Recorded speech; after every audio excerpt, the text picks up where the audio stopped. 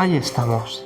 Bueno, pues bienvenidos entonces a otro estudio más. Seguimos en el libro de los mediums. Estamos en la segunda parte, en las manifestaciones espíritas, el capítulo sexto, las manifestaciones visuales en estados de alerta o despiertos o durante el sueño. Estábamos en la pregunta 100, que es las preguntas sobre las apariciones. Y aquí veíamos una serie de preguntas que se hacían, que Kardec recopiló de varios espíritus, ¿no? Entrábamos en la 18. Y en la 18 pregunta, ¿por qué las apariciones se producen más durante la noche? ¿No será un efecto del silencio y de la oscuridad sobre la imaginación? Es decir, si yo estoy a oscuras, voy a tener una tendencia a imaginar más, a estar más receptivo a esa parte subconsciente, ¿no? Que sea una proyección de mi mente, o más imaginativo. Y los espíritus explican que es por la misma razón que se os permite ver durante la noche las estrellas que no divisáis a pleno día. La claridad intensa puede borrar una aparición tenue. Esto es, si durante el día hay mucha luz y se me da una aparición que es también luz y yo no tengo tan desarrollada esa capacidad de ver o fijarme, prestar atención, pues obviamente cuando se dé esa manifestación se está dando, pero yo no la estoy captando porque hay una luz, ¿no? Que es la luz del día, que es mayor, ¿no? De hecho, también podemos pensar en una reunión mediúmnica en la que, por regla general, aunque los efectos se pueden dar en cualquier forma, en cualquier hora del día, veíamos, ¿no? También, y en cualquier lugar, sí que era importante entender que cuando hay poquita luz puede favorecer este tipo de visión, porque seremos más perceptivos a esa luz del perispíritu, ¿no? Que también es una materia, que nosotros también tenemos ese órgano, que ya tenemos, que es la glándula pineal, que está desarrollado para poder coger esta información. Es un error suponer que la noche tiene algo que ver con las apariciones. Esto es lo que hablaban de las noches sabáticas, de estas noches de brujas, ¿no? Como si fuera que las apariciones se van a dar más en estos momentos, ¿no? Hablamos de que sí, que hay una relación de la luminosidad en ciertos casos, pero no es que se den a cierta hora o porque es de noche entonces se abre un portal o se abre algo especial, no. Es porque hay una menor luminosidad. Punto. Se podría dar en una sala oscura, como se hace en el espiritismo muchas veces, con una luz roja, para que esas frecuencias mantengan una visión general de la materia, pero poder ver esas sutilezas, aquellos mediums que tienen desarrollada esa parte de forma ostensiva. Recordemos que el libro de los mediums está enfocado a los mediums con una mediumnidad clara, es ostensiva, que se ha dado de forma repetida y como se dice, latente. Dice que preguntemos a todos los que las presenciaron y comprobaréis que la mayoría se produjeron durante el día. Bueno, aquí podríamos pensar en muchas de las apariciones de la Iglesia mismo, ¿no? De estas en las que se encuentran en un momento de oración y entonces tienen una visión del Señor, de la Virgen, de un espíritu, de un santo. Bueno, esto es muy común en el cristianismo, pero también se da en otros tipos de mediumnidades. Ya podemos realmente extrapolarlo a cualquier otro entorno. Entonces esto es muy interesante también, en el que si hay, digamos, pues a lo mejor estoy en el budismo y entonces estoy meditando a pleno día y de pronto empiezo a visualizar a un monje o a una persona porque estoy en un estado en el que, aunque sea de día, estoy más receptivo a ese tipo de canal y a poder ver esa manifestación visual. Y como sabemos, puede ser en un estado de sueño o en un estado de vigilia. Si estoy en ese estado también transitorio, como a veces sucede en una meditación profunda, en el que pues también pueden darse estas apariciones, ¿no? Entonces ahí siempre debemos vibrar en ese espectro de la escala de grises, ¿no? Una observación, esto sí es Kardec, ¿no? Diciendo que los hechos de apariciones son mucho más frecuentes y generales de lo que se supone. Sin embargo, muchas personas no los confiesan por temor al ridículo.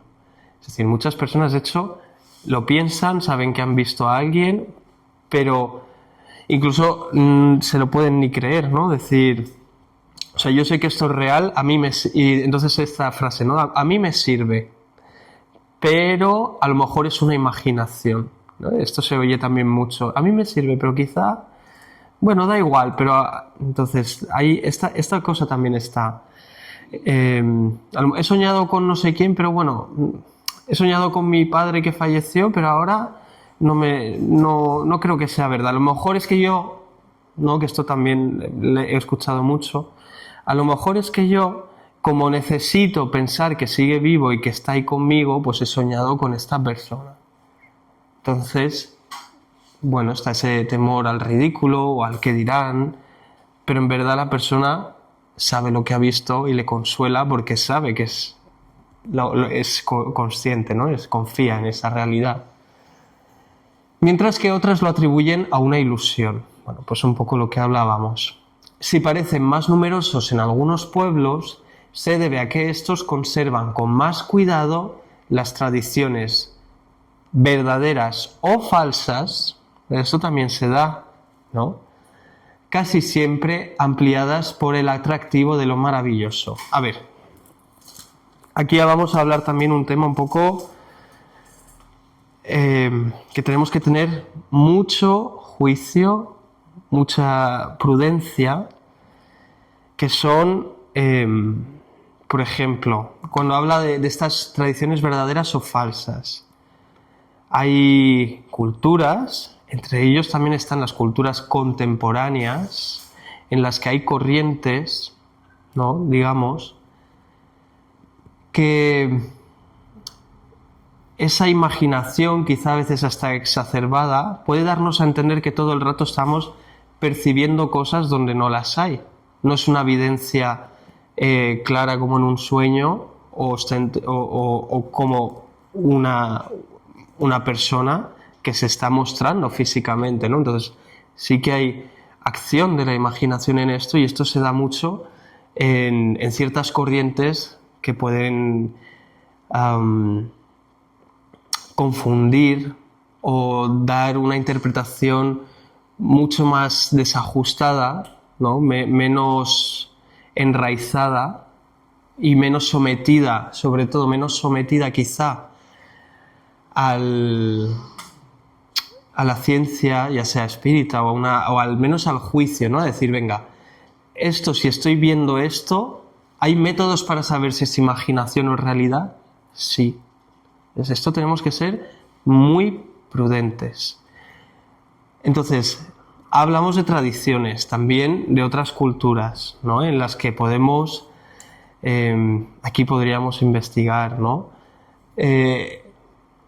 Me viene, por ejemplo, estos indios nativoamericanos, los nativoamericanos que también, o los africanos, son también culturas que están muy arraigadas a los propios espíritus de sus tribus o de sus comunidades. Entonces, aquí, por ejemplo, es muy normal que sí que se pongan en contacto con espíritus, ¿no? También de este calibre. Ahora, si de repente viéramos que en una tribu en particular, o en una comunidad en particular, o en una sociedad en particular, hay como una cierta maravillosidad o fantasía, ¿no? Una exacerbación de quizá un personaje, una entidad, una cosa así que que es casi un poco más fantasiosa, ¿no? Pues a lo mejor ahí hay que replantearse si realmente lo están viendo o no, porque está esa parte de fantasía, de lo maravilloso, de lo sobrenatural, de lo que va más allá. Y ya sabemos que en el espiritismo sí que hay un montón de hechos que podemos considerar, pero siempre bajo análisis, bajo el sentido común. No podemos ver cualquier cosa e interpretarla. Hay que tener discernimiento. Bueno, y entonces dice que esto se presta en mayor o menor medida al aspecto de las localidades. Por eso digo que a veces a lo mejor estamos hablando de la tribu y en esa tribu sí que lo ven, y a lo mejor hablamos de una corriente súper actual, moderna, que nos parece maravillosa, y resulta que estamos siendo engañados por nuestra sugestión. Entonces, ¿qué técnicas nos va a dar el espiritismo? Bueno, pues esto iremos viendo, ¿no? Y ya hemos visto algunas en concreto, pero sobre todo eso, el juicio. Antes de decir, sí, he visto esto, decir, bueno, esto que he visto voy a someterlo a una serie de preguntas y que se evidencie. Si no, Kardec nos dice, no lo creáis. Vosotros mismos, si es que es lo que hacía él. Él, de hecho, vio lo de las mesas mediúmnicas y estas mesas que bailaban, que daban golpes, y 2 años tardó estando como escéptico, estudiándolas para ver si realmente era esto. Esta es la visión que como espíritas se nos va a recomendar tener. Bueno. La credulidad, sigue observando, hace entonces que se vean efectos sobrenaturales en los fenómenos más vulgares. Por ejemplo, estoy en silencio, en soledad, o estoy en las cascadas, o escucho el murmullo de un bosque y ya estoy exagerando quizá ciertas, ¿no? Pues a lo mejor veo una nube pasar y digo, ay, mira, aquí hay un espíritu que se está comunicando conmigo, que no sé cuántos.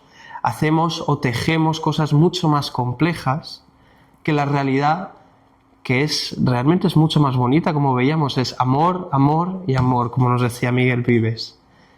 Es toda una red que todo el rato está manifestando no tanto mensajes como dándonos la oportunidad de amar todas las cosas, ¿vale? Esto sí, esto está en la parte filosófica, pero en la científica Kardec nos dice tener cuidado.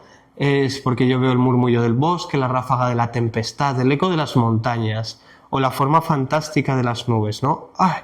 He visto una nube que me parecía el cielo y he subido hasta allá y no sé cuántos. ¡Uf! Cuidado, seamos prudentes. Siempre todo en juicio. Oye, ¿que puede darse? Sí, pero no será quizá la forma más frecuente y no, estos casos no están tan normalizados. Sabemos que las mediunidades que se dan son otras, ¿no? Aquí corremos riesgo de ser engañados por otros espíritus. Así que esto hay que tener mucho cuidado. Sombras, espejismos, todo. Hasta los déjà vus podríamos añadir, ¿no? En fin, se presta a la ilusión para las imaginaciones sencillas e ingenuas. En esta palabra me quiero detener. Ingenuo no está acusando a nadie. Ingenuo está diciendo, como bien sabemos en el espiritismo, que todos nacemos simples e ignorantes. Escuchaba a Haroldo Dutra hablar justamente de esto. Y es como todos vamos como una estrella, vamos cogiendo cada vez, ¿no? Explicaba él, más potencia. Al principio empezamos casi como un átomo que por existir ya está produciendo energía y tiene materia y movimiento y luz, pero es una luz que en comparación con el resto del universo es muy pequeña. No obstante, tiene la esencia divina y en sí es como una semillita. En medida que esa semilla va adquiriendo masa, se va creando esa estrella, digamos, ¿no? Hasta llegar a un estado, pues, como nosotros podríamos aspirar en algún futuro muy lejano, mejor dicho, de llegar a ser un arcángel o un ángel o un espíritu superior. Ya.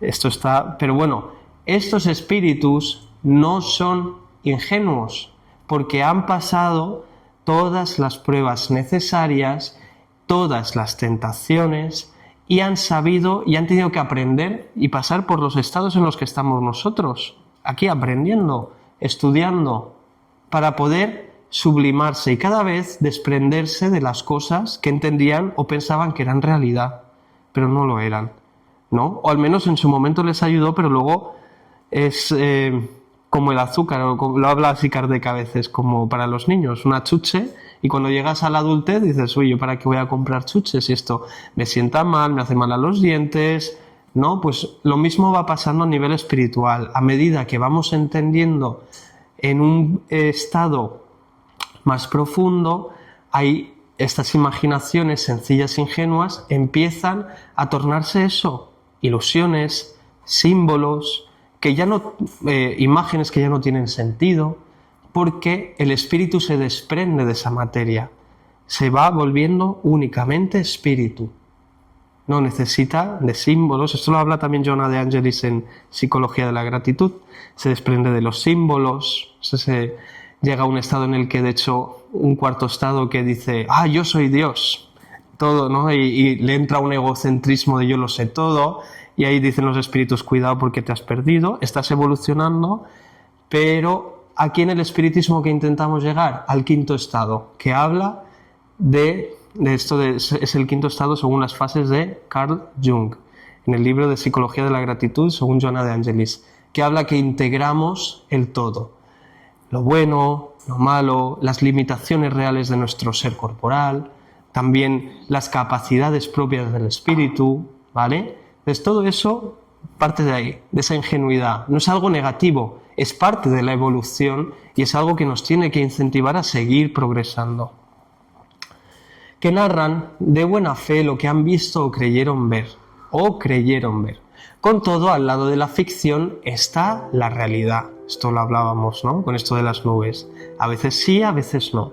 El estudio serio del espiritismo conduce al hombre a despojarse de todos los ridículos accesorios de la superstición.